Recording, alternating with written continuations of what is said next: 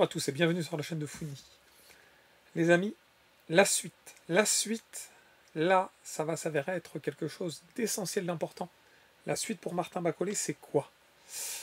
Il y a divers horizons qui se profilent.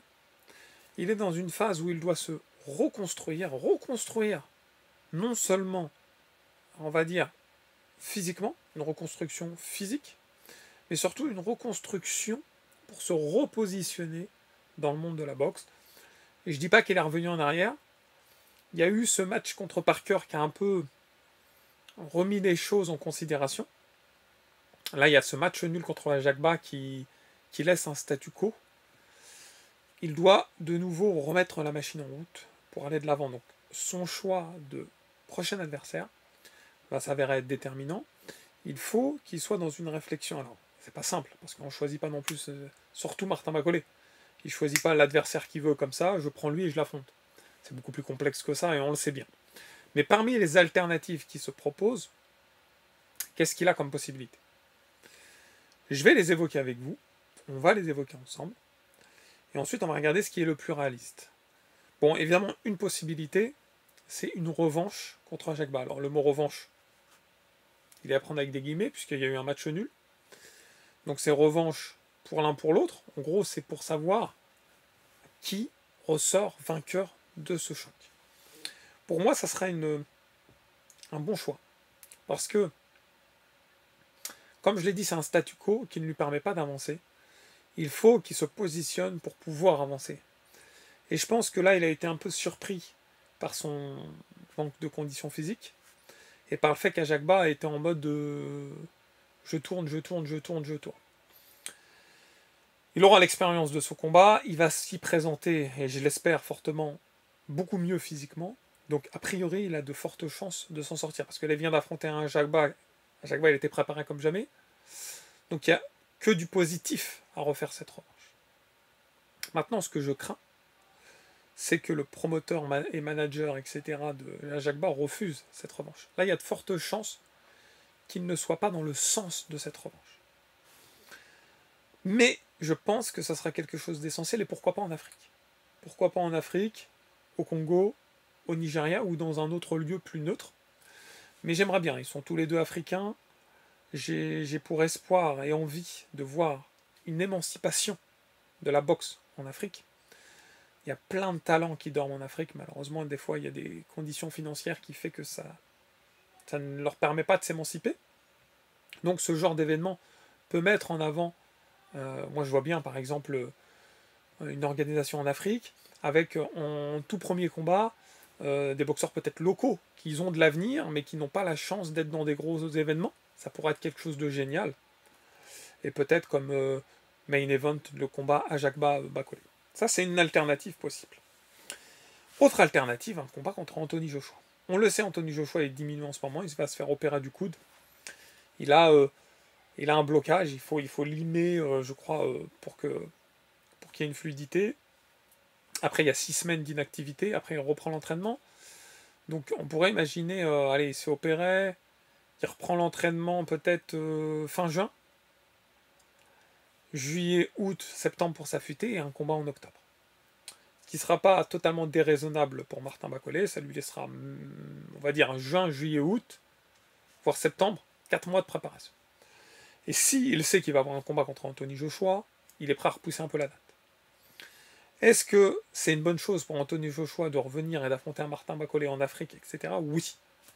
C'est une très bonne chose.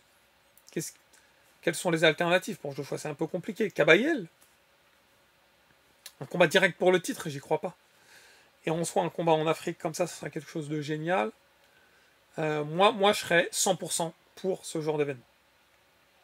Ne serait-ce que pour la boxe, le monde professionnel et on va dire le caractère social. C'est-à-dire que la boxe, c'est pas que en Arabie Saoudite et en Angleterre, il faut montrer qu'ils peuvent s'expatrier et mettre en place des événements pour générer et inciter la pratique de ce sport. Et pour moi, il n'y a rien de mieux que d'aller dans ce genre de lieu pour ça. Donc ça sera encore une alternative. Est-ce que j'y crois? Pas trop. Pas trop parce que Anthony Joshua, il veut un combat contre Tyson Fury. Il va rester inactif plus d'1 an. Depuis son combat contre Daniel Dubois, ses multiples blessures, son opération, etc. Pour moi, il restera inactif plus d'1 an. Ça ne le dérange pas, lui. Il avait besoin de ce repos spirituel et physique. Mais je suis partisan et presque catégorique sur le fait qu'il attend Tyson Fury. Et Tyson Fury attend Anthony Joshua indirectement. C'est un peu... C'est le côté business, c'est le côté qui me bassine un peu de la boxe, mais qui existe. Donc moi, je pense que Anthony Joshua va prendre cette voie-là. Il ne va pas l'affronter des Kabayel, Bacolé. Il aurait peur. Il aurait peur qu'il se passe... Il perd contre Tyson Fury. À la limite, je ne vais pas dire que le monde s'en fout. Mais voilà, quoi. Il perd contre Bacolé ou Kabayel, c'est la fin. Finito. Donc j'y crois pas. Quelles sont les autres alternatives? Une revanche contre Joseph Parker dans de bonnes conditions. Oui, moi je suis pour. Ah, je suis carrément chaud. Et en soi, si Bacolé refait une revanche contre Parker et gagne, ça le positionne d'un coup significativement. Ça le remet au statut qu'il était, voire plus.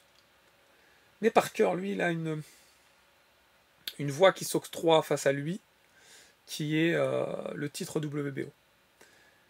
Et pour ça, il attend juste le combat Usyk Dubois qui a lieu en juillet. Et derrière, il prend le vainqueur. C'est quasiment sûr à 3000%. Donc lui, il n'a aucun intérêt. Il va faire la case Bacolé, et s'il perd, terminé. Donc pour lui, il va se dire, c'est bon, je vais attendre tranquillement, pépèrement le combat de Usyk Dubois, et ensuite, tenter ma chance. Ce que je peux comprendre, les gars. Évidemment, je peux le comprendre. Il est si près du but pour tenter sa chance que prendre des risques comme ça, ce serait de manière inconsidérée. Qu'est-ce qui reste pour Martin Bacolé? Moi, je trouverais plutôt pas mal le fait d'affronter des espoirs anglais. Moses Thomas, peut-être. Fabio. Ou pourquoi pas, et en soi, vous allez me dire ce que vous en pensez, Derek Chisora. J'aimerais bien voir Bacolé Derek Chisora. Derek Chisora qui sort de 2 victoires assez conséquentes. Derek Chisora qui est bien positionné à l'IBF. Moi, je verrais bien un Bacolé Chisora. Ils se sont jamais affrontés. Chisora, il a affronté tout le monde. Il sera peut-être temps d'affronter Martin Bacolé. J'aimerais bien ce choc. Je ne sais pas ce que vous en pensez en commentaire. C'est une alternative qui peut être un bel équilibre, un juste milieu. Chisora, il est vieillissant, mais j'ai l'impression qu'il... C'est un peu comme le vin. Il a bien vieilli. Donc, pourquoi pas. On ferme les cases de Dubois, Usyk, Tyson Fury. On ferme la case de Wilder.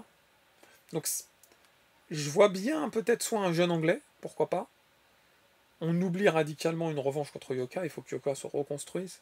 Et pourquoi pas, après avoir gagné 2-3 combats, Yoka, s'il se repositionne, pourquoi pas. On oublie également l'alternative d'aller affronter Hrgovic ou Sanchez, parce qu'ils s'affrontent déjà. Donc ça paraît un peu compliqué d'aller chercher Hrgovic-Sanchez. La position du combat, elle n'est pas propice. Ça voudrait dire que Bacolé doit trop attendre. Et je ne suis pas partisan que Bacolé attende trop longtemps. Il faut qu'il réussisse. Le Graal, ça serait que Bacolé réussisse à taper 2 combats avant la fin de l'année. Ou alors, un combat plus un autre qui est tout début 2026, janvier 2026. Ça ferait un combat en septembre. Ça lui laissera mai, juin, juillet, août, 4 mois de préparation. Il faut qu'il ait un combat début septembre. Ça serait génial. Et un combat soit fin décembre, soit début janvier. Et là, il se repositionne significativement. Si par exemple, il tape Chisora, et que derrière, il y a de nouveau un combat organisé avec, par exemple, Ajagba, ou Parker, si Parker a eu le temps de combattre, ça pourrait être intéressant. Alors l'idéal, ça serait qu'un temps Anthony Joshua, mais je sens l'avenir un peu sombre par rapport à Joshua. Il n'a pas l'air déterminé. J'ai l'impression que ce combat se fera jamais. Je vois bien Anthony Joshua attendre pour affronter Fury. Et après, ça y est, Anthony Joshua, on le voit plus trop en circulation. J'aime bien ce boxeur. Il engendre la foule, il engendre l'argent, etc. J'aime bien sa personnalité, mais j'y crois pas, je suis assez sceptique. Après, il y a pour moi l'alternative qui serait peut-être la plus idéale, ça serait soit Chisora, soit une revanche tout de suite contre Ajagba. Moi, je trouve que ces deux alternatives seront les plus propices à la reconstruction totale de Martin Bacolé. Maintenant, les gens comme Franck Warren et tout le tralala qui disent Bacolé surcoté, Bacolé n'a jamais été le boogeyman, je suis pas d'accord avec ça. Je suis pas d'accord. Martin Bacolé, il a eu une belle ascension, il l'a toujours. Le fait qu'il est passé par la case par cœur, ouais, vous allez dire, mais pourquoi il est passé par là? Mais il faut arrêter avec l'aspect financier, c'est ce qui nous fait avancer. Tous. On va travailler, pourquoi on se lève le matin? Pourquoi la société, elle a mis en place ce système? Avant, c'était du truc. Pourquoi elle a mis en place ce système d'argent? Parce que c'est ce qui nous fait avancer. Donc il faut à un moment donné être réaliste et se dire, bah, il a pris cette chance, cette opportunité, ok, c'est fait. Maintenant, derrière, il a eu très peu de temps pour affronter Ajagba. Il n'a pas perdu suffisamment de poids, et Bacolé et le poids, c'est une longue histoire. Et je dis pas que c'est une longue histoire d'amour, c'est une longue histoire parfois un peu conflictuelle. Une fois qu'il se sera reconstruit totalement par rapport à ça, soyez patient, les gars. Soyez patient. Moi, je vois son style de boxeur, je vois son instinct. Il faut croire et patienter. Voilà les amis, j'attends votre retour avec impatience. Dites-moi en commentaire quel futur adversaire pour Martin Bacolé. J'espère que vous avez apprécié ce moment. N'oubliez pas le pouce qui fait plaisir. Si ce n'est pas déjà fait, de vous abonner à la chaîne. Dans tous les cas les amis, je vous dis à très vite. Ciao ciao.